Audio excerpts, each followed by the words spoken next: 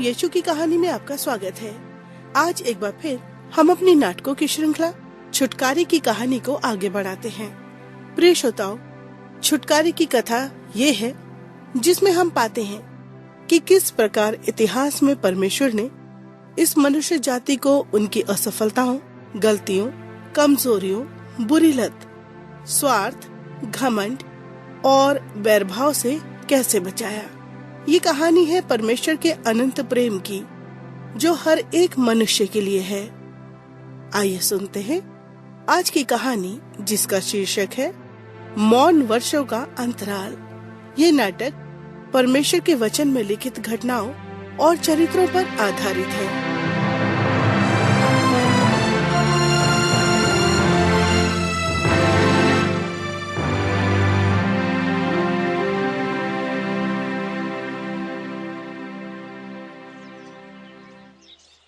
Israel जो एक शक्तिशाली राष्ट्र था, वो अब खतरे में था और ये समस्या वो अपने ऊपर स्वयं ही लेकर आया था। कई सदियों से परमेश्वर ने उनकी अगुवाई की और जब कभी भी उनको परमेश्वर की जरूरत पड़ी, परमेश्वर ने उनकी सहायता की और उनको अनुशासित भी किया। आरंभ ही से परमेश्वर की इच्छा थी कि वो इजरायलियों के मध्य में रहे, लेकिन उनके पाप और दुष्टता ने उन्हें परमेश्वर से दूर कर दिया और उनके बीच अलगाव उत्पन्न हो गया।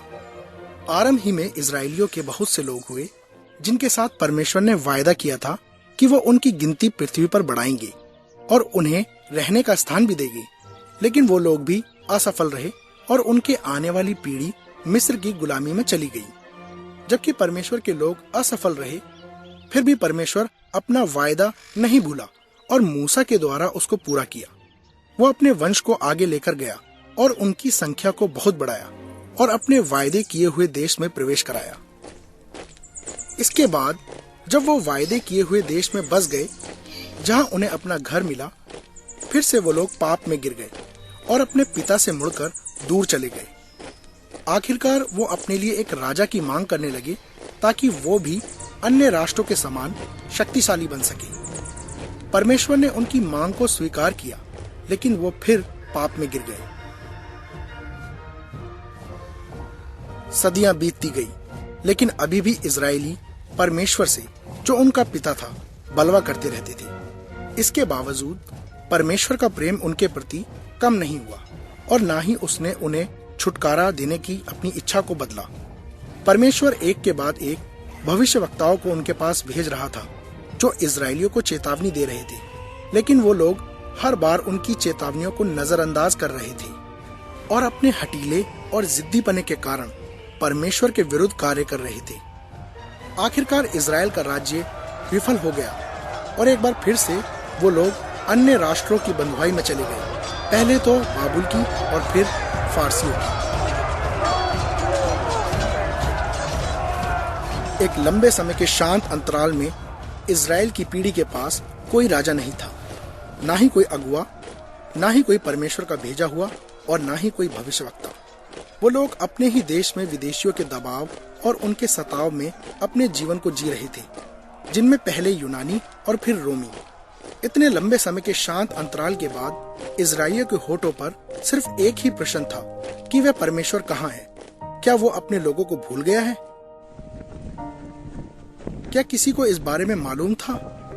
इसका उत्तर दानियल की पुस्तक में पाया गया। सारे भविष्यवक्ताओं में सिर्फ एक ही आखिरी भविष्यवक्ता था जिससे परमेश्वर ने बात की और फिर वो शांत हो गया। अपने बुढ़ापे में दानियल को एक स्वर्गदूत ने दर्शन दिया, जिसको परमेश्वर ने भेजा ताकि वो उसका समाचार दे सके। तेरे लोगों और तेरे पवित्र नगर के लिए 70 सप्ताह ठहराए गए हैं कि उनके अंत तक अपराध का होना बंद हो और पापों का अंत और अधर्म का प्रायश्चित किया जाए और युगान युग की धार्मिकता प्रकट हो और दर्शन की बात और भविष्यवाणियों पर छाप दी जाए और परम पवित्र का अभिषेक किया जाए। सो ये जान और समझ ले कि यरूशलेम के फिर बसाने की आज्ञा के निकलने से लेकर अभिषिक्त प्रधान के समय तक 7 सप्ताह बीतेंगे। फिर 62 सप्ताहों के बीतने पर चौक और खाई समेत वह नगर कष्ट के समय में फिर बसाया जाएगा। परमेश्वर के पास समय सारणी थी जो उन्होंने अपने प्रिय भविष्यवक्ता को दी थी, जो इस बात की पुष्टि करती थी कि मसीह आने वाला है, जो पाप का अंत और दुष्टता से उनके लोगों को छुटकारा देगा। अब वो समय सारणी चल रही थी। एक लंबे शांत अंतराल के बाद परमेश्वर एक बार फिर से अपने लोगों से बात करने के लिए तैयार थे, एक उद्धारकर्ता के रूप में, जो उसका इकलौता और प्रिय पुत्र है।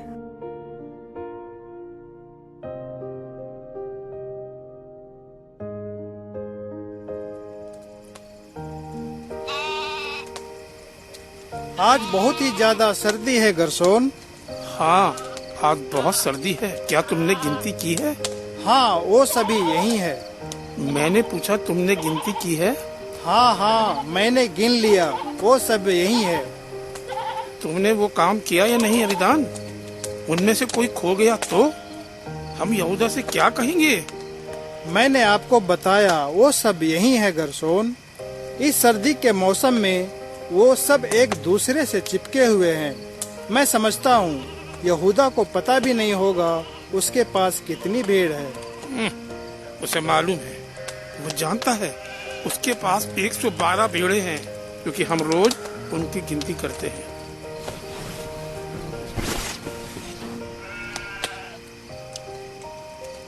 तुम कहाँ जा रहे हो? मैं भेड़ों की गिनती करने जा रहा हूँ। देखूं तो जाकर कि वो सब सुरक्षित तो है ना। हाँ, तो जाओ और जाकर गिनती करो उन गंदे जानवरों की। यहूदा बेन एलियाजर ने मुझे कौन सा पैसा दिया है इतनी रात के ठंडे समय में जाकर उनकी गिनती करने के लिए? मैं यहीं रुकता हूँ इस आग के पास।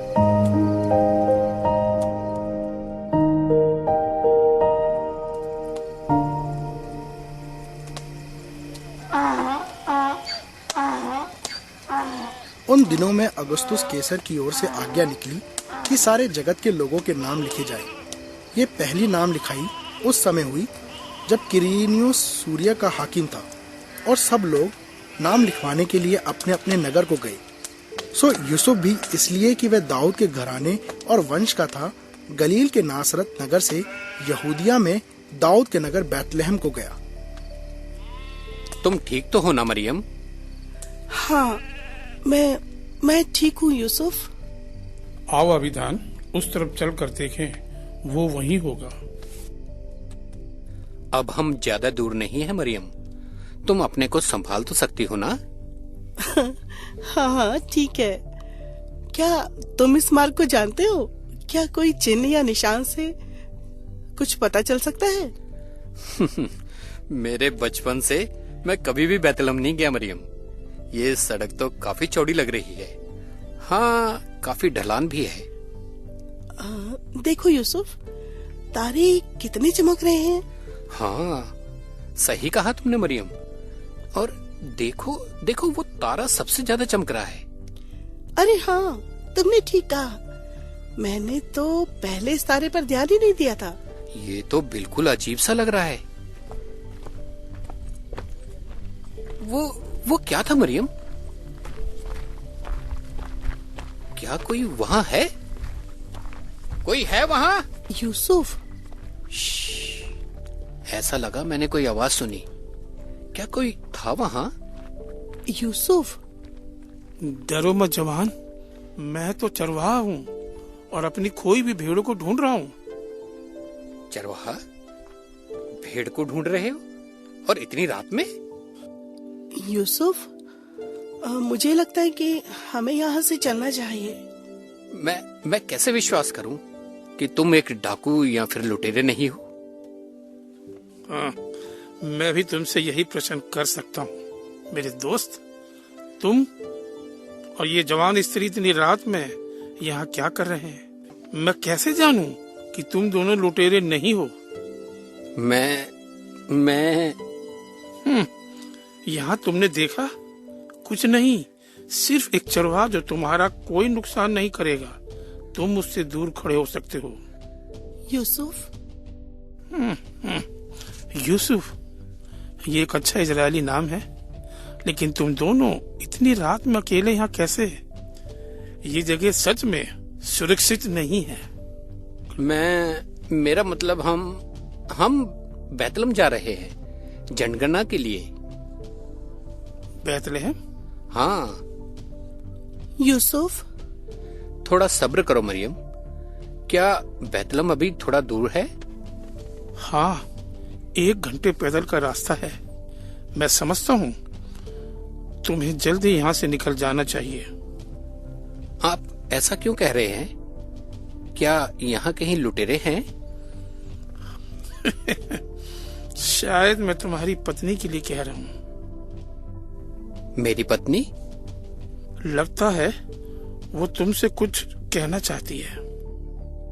मरियम? यूसुफ, हमें जल्दी यहाँ से जाना चाहिए। मुझे लगता है समय आ गया है। क्या समय हो गया है? हम मरियम, तुम ठीक तो हो ना? यूसुफ, अब चलें? हाँ, चलो चलते हैं। धन्यवाद आपका। बैतलहम जाने के लिए अभी कितना समय लगेगा? शायद थोड़ा सा समय। यदि जल्दी करोगे तो बैतलहम दूर नहीं। बेचारे, आशा करता हूँ कि बच्चे के जन्म से पहले ये अपनी मंजिल तक पहुँच जाए।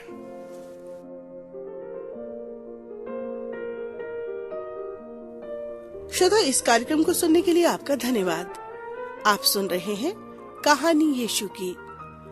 आज हम नाटकों की इस श्रृंखला को सुन रहे हैं जिसका शीर्षक है छुटकारे की कहानी, जो परमेश्वर के वचन पर आधारित है। पिछले भाग में हमने सुना कि यूसुफ और उसकी पत्नी मरियम, जो गर्भवती थी, दोनों बैतलहम को जाने वाले मार्ग पर थे ताकि वहां पहुंचकर रोमी साम्राज्य अगस्तुस कैसर की आज्ञा के अनुसार नाम लिखाई कराए। जब वो अपनी यात्रा समाप्त करने पर ही थे, तभी यूसुफ और मरियम एक अनजान मार्ग पर भटक गए और रात के समय वो उस मार्ग से बिल्कुल अनजान थे। जबकि मरियम की स्थिति से लग रहा था कि वो अच्छा महसूस नहीं कर रही है, तभी वो दोनों एक बूढ़े चरवाहे को देखकर डर गए, जो रात के अंधेरे में अपनी भेड़ को ढूंढ रहा था। ये बूढ़ा चरवाहा उन्हें बैतलहम जाने का मार्ग बताता है और तभी वो दोनों जल्द ही वहां से निकलकर बच्चा होने से पहले बैतलहम पहुंचने की आशा कर रहे थे। आइए फिर से आगे की कहानी को सुनते हैं, जिसमें उन लोगों और घटनाओं की चर्चा की गई है जो परमेश्वर के वचन पर आधारित है।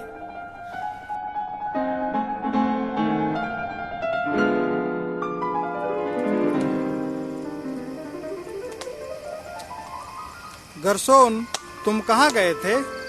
तुम विश्वास नहीं करोगे। ऐसा क्या हुआ? अच्छा सुनो, क्या तुमने भेड़ों की गिनती की? हाँ, मैंने गिनती कर ली। वो छोटा बच्चा चितकबरा फिर से खो गया। वो काली आंख वाला, क्या तुमने उसे खोज लिया? हाँ, लेकिन बैतलहम को जाने वाले मार्ग में मैंने केवल उसे ही नहीं खोजा। अरे क्या? वो क्या है? वो तो एक तेज प्रकाश सा दिखाई दे रहा है। हे इस्राएलियों, मत डरो, क्योंकि देखो मैं तुम्हें बड़े आनंद का सुसमाचार सुनाता हूँ जो सब लोगों के लिए होगा। देखो गरसोन, वहाँ ऊपर आसमान में ये तो सर्वशक्तिमान परमेश्वर का स्वर्गदूत है। आज दाऊद के नगर में तुम्हारे लिए एक उद्धारकर्ता जन्मा है और यही मसीह प्रभु है। गरसोन, क्या तुम सुन रहे हो? हाँ, मैं सुन रहा हूँ। और इसका तुम्हारे लिए ये पता है कि तुम एक बालक को कपड़े में लिपटा हुआ और चरनी में पड़ा पाओगे। सर्वशक्तिमान परमेश्वर की महिमा हो। सर्वशक्तिमान परमेश्वर की महिमा हो। सर्वशक्तिमान परमेश्वर की महिमा हो। सर्वशक्तिमान परमेश्वर की महिमा हो। सर्वशक्तिमान परमेश्वर की महिमा हो।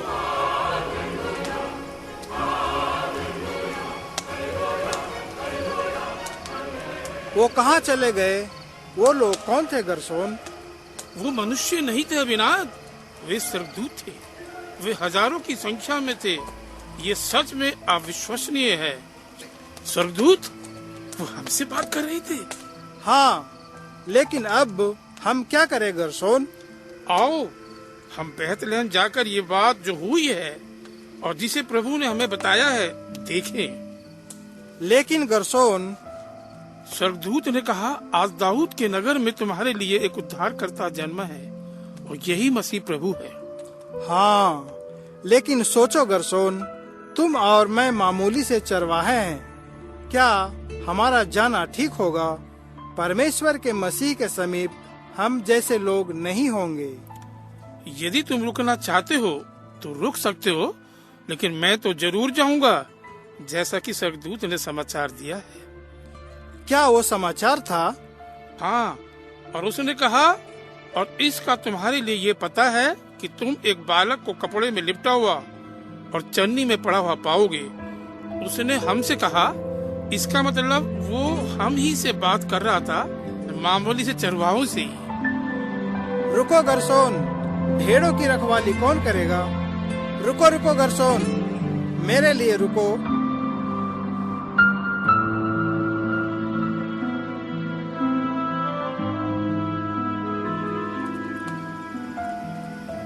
ये हमारा मित्र मलकोर है। वहाँ कौन है? हम पारसी राष्ट्र से आए यात्री हैं और हेरोदेस राजा से मिलने जा रहे हैं। रुको, कहाँ जा रहे हो? हम आशा करते हैं कि आप हमें अंदर आने देंगे। भाई मलकोर, बाहर बहुत सर्दी है। तुम अभी राजा से नहीं मिल सकते। क्या मैं जान सकता हूँ कि तुम्हारे यहाँ आने का क्या उद्देश्य है? हम ज्योतिषी हैं और फारसी देश के राजा के सेवक हैं और ज्योतिषी विद्या के ज्ञानी हैं और तारों का अध्ययन करते हैं। कुछ समय पहले ही हमने अध्ययन करके एक चिन्ह देखा है जो हमें बता रहा है कि एक राजा आने वाला है। राजा? अच्छा, लेकिन क्या मैं पूछ सकता हूँ कि तुम्हारा अध्ययन तुम्हें यहाँ यरूशलेम में क्यों ले आया? तारे का पीछा करते हुए। तारा? कौन सा तारा? वो तारा श्रीमान। अब मेरा प्रश्न आपसे ये है, यहूदियों का राजा जिसका जन्म हुआ है वो कहाँ है? क्योंकि हमने पूरब में उसका तारा देखा है और उसको प्रणाम करने आए हैं। वो जन्म ले चुका है। हाँ हरमेश, हमारे मेहमानों से पूछो कि वो यहूदियों के राजा को कहाँ ढूंढना चाहते हैं। जी राजा हेरोदेस। आपका अभिनंदन करते हैं मित्रों। मैं तुम लोगों की बात सुन रहा था। जैसा कि तुम अनुमान लगा रहे हो, मैं भी उस नए बालक से मिलना चाहता हूँ जो तुम्हारा राजा है। हमारे महल में इस्राएल के राष्ट्र का महायाजक और उसके साथ आध्यात्मिक लोग भी मौजूद हैं। क्या तुम ज्योतिष लोग अपना प्रश्न फिर से दोहरा सकते हो? मेरा नाम गस्पर है महाराज। मेरा प्रश्न ये था, यहूदियों का राजा जिसका जन्म हुआ है कहाँ है? लगता है तुम उस मसीह की बात कर रहे हो जिसके आने की प्रतीक्षा की जा रही है। जैसा आप सोच रहे हैं वैसा ही है महामहिम। यहूदियों के पवित्र शास्त्र और हमारी ज्योतिषी विद्या के अनुसार मसीह का जन्म इसी समय में होना है और तारे का पीछा करते हुए हम भी पूर्व देशों से यहाँ तक पहुँच गए। ठीक है हन्ना, मसीह का जन्म कहाँ होना चाहिए? बैतलहम में, बैतलहम में, दाऊद के नगर बैतलहम में। बैतलहम में, दाऊद के नगर बैतलहम में। हाँ, बैतलहम में, यहूदा के नगर बैतलहम में, बैतलहम में। तो ठीक है मित्रों, जाओ जाकर उस बालक के विषय में ठीक ठीक मालूम करो और जब वो मिल जाए तो मुझे समाचार दो ताकि मैं भी जाकर उसको प्रणाम करूं। वे राजा की बात सुनकर चले गए और देखो, जो तारा उन्होंने पूर्व देश में देखा था वह उनके आगे आगे चला और जहां बालक था उस जगह के ऊपर पहुंचकर ठहर गया। मलकीओर, ये बात तुम्हारे और मेरे बीच में ही रहनी चाहिए। मैं हेरोदेस पर विश्वास नहीं कर सकता। हम बैतलहम में बालक से मिलकर दूसरे मार्ग से अपने घर को निकल लेंगे। यूसुफ और मरियम बैतलहम में ही थे। उनके वहां रहते हुए उसके जन्ने के दिन पूरे हुए और वह अपना पहिलौठा पुत्र जनी और उसे कपड़े में लपेटकर चरनी में रखा, क्योंकि उनके लिए सराय में जगह नहीं थी। गडरियों ने आपस में आकर कहा, आओ हम बैतलहम जाकर ये बात जो हुई है और जिसे प्रभु ने हमें बताया है देखें। और उन्होंने तुरंत जाकर मरियम और यूसुफ को और चरनी में उस बालक को पड़ा देखा। इन्हें देखकर उन्होंने वो बात जो इस बालक के विषय में उनसे कही गई थी प्रकट की, और सब सुनने वालों ने उन बातों से जो गडरियों ने उनसे कही थी आश्चर्य किया। परंतु मरियम ये सब बातें अपने मन में रखकर सोचती रही, और गडरिये जैसा उनसे कहा गया था वैसा ही सब सुनकर और देखकर परमेश्वर की महिमा और स्तुति करते हुए लौट गए। परमेश्वर की महिमा हो, आकाश में परमेश्वर की महिमा हो, आकाश में परमेश्वर की महिमा हो।